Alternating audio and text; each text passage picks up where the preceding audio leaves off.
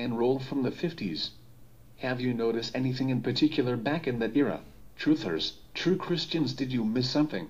Did any of your preachers from your pagan churches told you anything about the truth here? That's right, as now you might have thought, what is he talking about this time? Well, here I will explain how did music of the 50s became one of God's counterattack to this evil empire, the religious Illuminati and its secret societies, members of the system of this world order. Yeah, that's right. If you have been following my videos, at this point in time you should know that the real Christ Yahushua was black. So what this have to do with rock and roll, you might ask? Illuminati and most high priest of the secret societies know the truth better than any religious man out there. Exactly. Know your enemy type of thing is what I'm talking about here. Illuminati have used religion and religious figures to demonize whatever God was trying to do. As you know, secret societies have been hiding human history for a long time. Our ancestors was trying to tell us all about it in ancient hieroglyphics found in caves, rocks, scrolls, etc., etc. So as some of you might know, we know that archaeologists, scientists, astronomers, and almost anything that graduated from college and have a PhD in their favorite subject, are asked before they graduate if they want to step up in the game, meaning if you want to be a member of a secret society of any sort. Okay, so what does all this have to do with Christ? Christ was black, and since day one black have been enslaved by the Nephilim, hybrid, transhumanist, crossbreed of the reptilian and human race, humanity's #1 enemy, as I have pointed out. These Nephilim have used white humans to hate anything but white skin. The Nephilim even have white humans fighting each other using mind control over them. How? Using political, religious, and even scientific ideology. Look at the Civil War back in the 1700s, for instance. Not only they have been reducing or controlling human population, but they shoved down our throat to believe in this European religious white Jesus. So who first started this? Christopher Columbus started taking slaves from Africa and then taking indigenous people from their land and all around the United States and the Caribbean, forcing them to worship their white god or gods, Jesus and Jehovah of the modern Christianity, of the Trinidadian gods. That's how countries today adopted religion in their life, but none were thought to read the ancient scrolls of the Bible, but to listen to a man or a Nephilim how they put in their words about a god or gods. Okay, so still what does this have to do with rock and roll of the 50s? President Lincoln knew about the true Christ Yahushua. He knew Yahushua was black and he knew there was something wrong about all this ethnic hate. He knew of the existence of these hybrid, also known as Nephilim people. He knew that these evil secret societies were behind this plot of controlling humanity, turning them into each other, causing a civil war. It was not only because money, cotton, sugar and grains, there was something else and he knew about it. So these evil forces use all their power from back then using religion, politics and even their secret societies to demonize Lincoln, black and any white who was in favor of liberating black from slavery. You see, they tried to counterattack another way of God uniting humanity once more from back then. Okay, so here we jump in time back in the 50s. Rock and roll was meant to once more to unite humans as one race. Black started this rock and roll music using a combination of the immediate rips of rock and roll lay in the rhythm and blues, then called race music, and country music of the 1940s and 1950s. Particularly significant influences were jazz, blues, gospel, country, and folk. This music was a rebranding of African American rhythm and blues for a white market, or a new hybrid of black and white forms, in the crossover of African American race music to a growing white youth audience. The popularization of rock and roll involved both black performers reaching a white audience, and white performers appropriating African American music.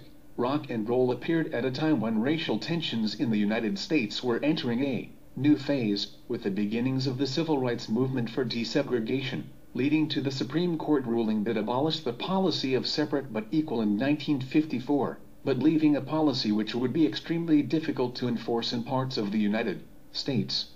The coming together of white youth audiences and black music and rock and roll inevitably provoked strong white racist reactions within the U.S., with many whites condemning its breaking down of barriers based on color. Many observers saw rock and roll as heralding the way for desegregation, in creating a new form of music that encouraged racial cooperation and shared experience. Many authors have argued that early rock and roll was instrumental in the way both white and Black teenagers identified themselves in the 1930s jazz, and particularly swing.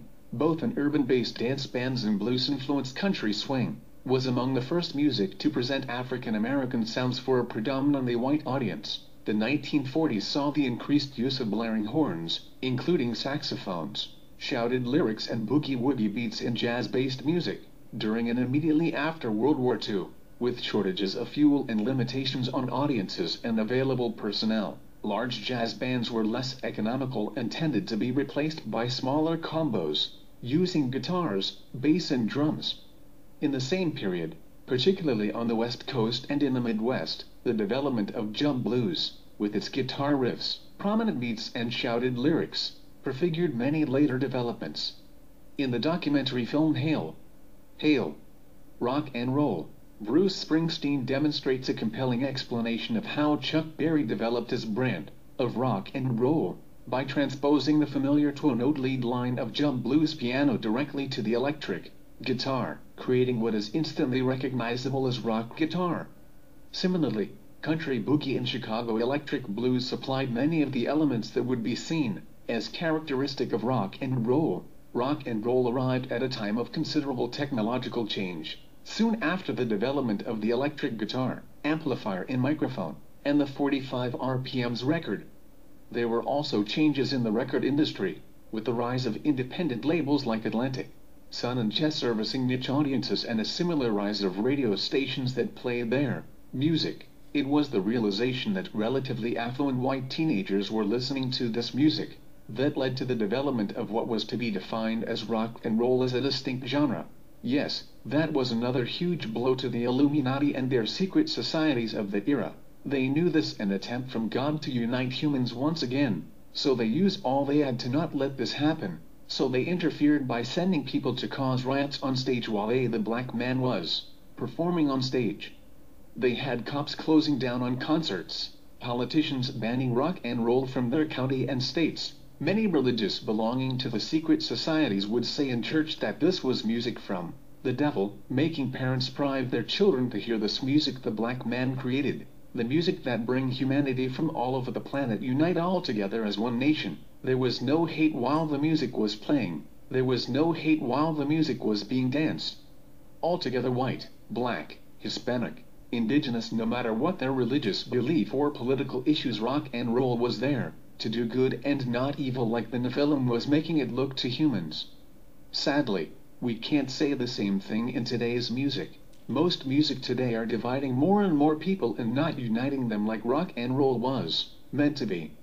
Nowadays most have changed the lyrics to satanic, sex, hate, drugs, killing and all that God counter-attempt to do, to unite humans once in the past with beautiful lyrics and music with rhythm. Illuminati uses music now to control humans into a state of mind control to do anything but good to our human society. Most records have the symbol of the Illuminati showing their allegiance to the secret society of the Illuminati.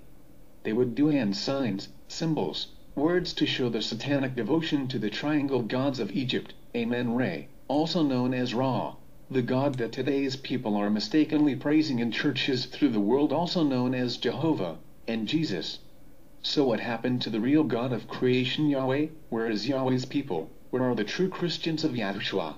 All I'm asking is to research all the things I've been saying to you. You don't have to agree with me at all, but let yourself convinced by the facts you personally investigate with proven history. Louis Nitro 91 here. May God bless and guide you to truth through his son Yahushua.